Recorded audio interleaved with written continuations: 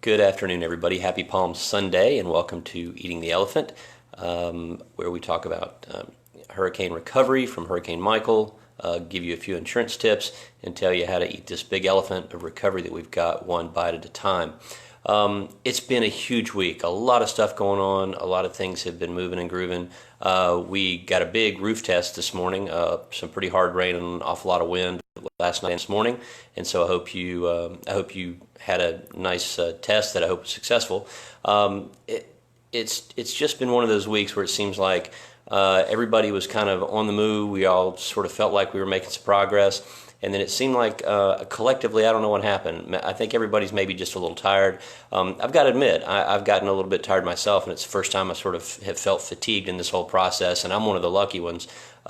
We've lost relatively little, certainly relative to other people, and I'm somebody that understands and knows the process, so I've certainly got it easier than most, even in tough circumstances. So if you're tired, that's perfectly natural. We also, as part of this week, passed the 6-month anniversary since the storm, and some people have asked, I think, sort of out to the ether, what does that mean? It's 6 months. What does it mean? Well, to me, it just means we've got 6 months less work ahead of us than we did when the storm hit. If you look around you, I think you'll see that things have been improved. And I know if you're looking at studs in your house or a leaky roof or a tarp, it may not seem that way. But if you're running around town and you don't see lines for gas, you don't see anybody worried about whether Publix is going to be open, you're not driving through debris tunnels, and things are looking a little bit cleaner, I think you just have to realize that things are much better than they were. Now, I realize we've gotten some bad news this week. Mr. Husfeldt came out with some news that 600 teachers could lose their jobs if we don't get some more funding, and he talked about students leaving town and things like that. So I'm not saying the news is all rosy, but you've got two choices now. I think we've all got the same choices. We can either look forward or we can look back. We can look back at the last 6 months and despair over what's happened to our community, or we can look forward and we can keep getting on with it. So what the 6-month anniversary means to me of this storm is, tomorrow morning, I'm going to go back to the office. I'm going to put my head down and get to work. And I think we're all going to have to do that same thing, even if we're tired. Now, having said that, if you're tired and you need to take a break, take one. If it's possible that you can get out of town, if you can get away from the blast zone for a little while, certainly do that. If it's just a matter of treating yourself to something small, or taking a nap on a Sunday afternoon, whatever it takes to sort of try to get a little bit of your energy back, certainly do that. I think self-care is something that I haven't talked very much about. It's not something I'm really qualified professionally to discuss, but it's certainly something that we all need to do. So let's talk a little bit about insurance stuff. We still have an awful lot of very big issues to get to, and I think it's been a little frustrating for people because when you're looking at the media, particularly the national media, they're talking about things that seem so silly in comparison. I read a story this week about the pollen apocalypse. That's an actual thing, a pollen apocalypse. I believe it was in North Carolina. First of all, an apocalypse is not pollen. I would like to explain to them. I don't remember the news outlet, but it was a major media outlet. And I got to tell you, I'm an allergy guy, and I don't like springtime for a lot of reasons when the pollen hits, but I would welcome it now because there's an awful lot of trees going, and we don't have a lot of pollen around right now. I do appreciate the green sprigs that are going, but we're dealing with larger issues, and you're not going to see those in the national media. So I would encourage you to stay online to get good information, but to be very careful about how you consume that information. Whatever information you get, especially and even from me, you need to go verify it. You need to check it out on your own. We've talked about that before. Let's talk about some insurance things more particularly in the technical side. I want to talk about loss assessment today because it's a conversation that doesn't involve big dollars as a rule, but it's very consistent, and people are asking this question a lot. What does your loss assessment mean? What does it cover? What kind of things aren't covered? What is it? How do I get this filed with my insurance company? Well, the way you file it is you need a copy of the loss assessment letter you get from your condo association or your HOA. And yes, just because you don't live in a condo association, you can still have a loss assessment. In my neighborhood, we've had 2 already because of storm damage. I'm not filing those with my insurance company because most of that is for the loss of trees and the removal of those trees. That's not something that would typically be covered. We've talked before that if a tree falls on a covered structure, like a fence or a house, it's covered, but a tree that falls in your yard generally is not covered. So that's not a loss assessment that, while I have that coverage on my policy, and so do you most likely, it's not something I'm going to be able to file. We've seen some condo associations that have had some difficulties because their condo is covered and their loss assessment for that condo might be payable under their insurance policy, but they may have a separate association for a parking structure, for a dock, for boat slips, things like that. And for separate associations, those may not be covered because if you didn't know to do that and you didn't know to ask for that coverage when you took out your policy, you may have a little gap there. Fortunately, for most of us, that gap is relatively small. We're not talking about hundreds of thousands of dollars. We might be talking about $1,000 or $2,000. And while that's certainly not good news, it's an inconvenience rather than something that's apocalyptic or something that could cost you your home. Another question that's come up from some realtors is whether or not you can file a supplement on your claim after you've sold your home.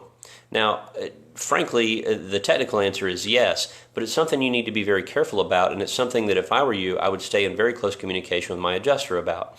If you are trying to wrap up your claim and you are selling your home at the same time, you need to be clear that if you're selling your home as is, which is what most people are doing, and you are not assigning your claim to the buyer, then you still can supplement your claim. Now, if there's additional damage that's found later, chances are you're not going to be able to claim that because that'll be the responsibility of the buyer. When you sell the home as is, they're just taking a chance on whatever might be there.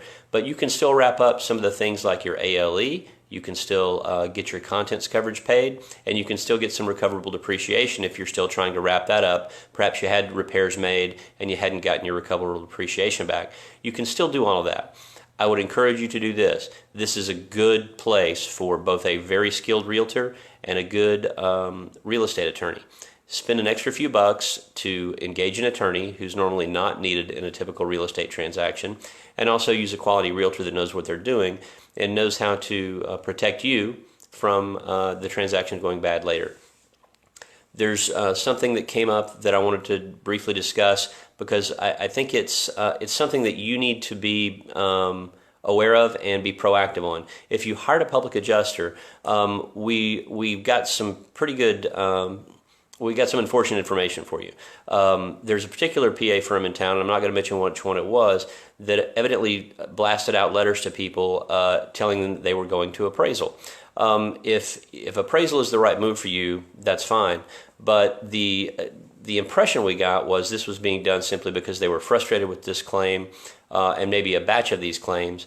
And we've heard from several people that it looked like there was kind of a form letter. So maybe they just decided there's a whole group of claims they're just going to send to appraisal, maybe for their own convenience instead of what's best for the homeowner.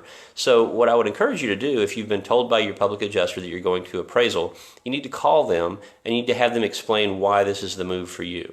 If it's just because they're too busy to deal with it, well, then that's probably not it. If it really is the right move for you and the right strategic move, then they should be able very easily to articulate to you why that is. However, we're finding at this stage of the game that there are some firms that are redeploying assets to the Midwest to deal with flooding. There may be some difficulties with losing staff. Maintaining staff has been a challenge for all of us in town, whether you're running a restaurant, an insurance agency, a public adjusting firm, anything else. So maintaining enough staff to properly handle those claims might be an issue. So if you're going to appraisal, you need to ask questions about why it is the best move for you. You have to remember that appraisal is meant to be final. It is meant to be binding on the parties. And so when you go to appraisal and everybody comes up to the same number, that's the number that it's going to be. And so you need to be aware that you're going to have some real difficulty after appraisal if you're trying to get to some sort of supplemental claim. I think we're going to leave it there for this week. We do have something coming up. We're going to start a new series after we close out the Eating the Elephant series on Hurricane Michael. And what I would like to do is get some feedback from some of you, if I could, on sort of day-to-day normal insurance issues. We're going to talk about some things about homeowners coverage, probably primarily, but then we're going to talk about auto coverage. We're going to talk about business coverage.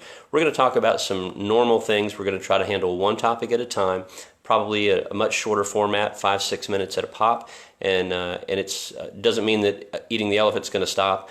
But we're going to, as we recover and as we push forward and push past these issues of hurricane recovery, we'd like to transition to something else. And if you've got issues that you think you would like to know about as far as insurance, then please let us know, because we'd like to put that forward, and we'll probably do that something on the order of once a week. And I doubt it'll be Facebook Live. We'll probably schedule those and push them forward at a particular time. So if you have issues or have questions in general that you might like to know about, let us know, and we'll put them forward.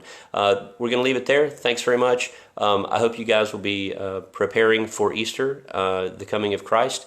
Very, very important week for those of us that are Christians, and so I hope you will think very hard about your faith and about where you are in life and about where you are in your recovery and where you can to give it to God. I wish you all in advance a happy Easter, and we'll see you Wednesday.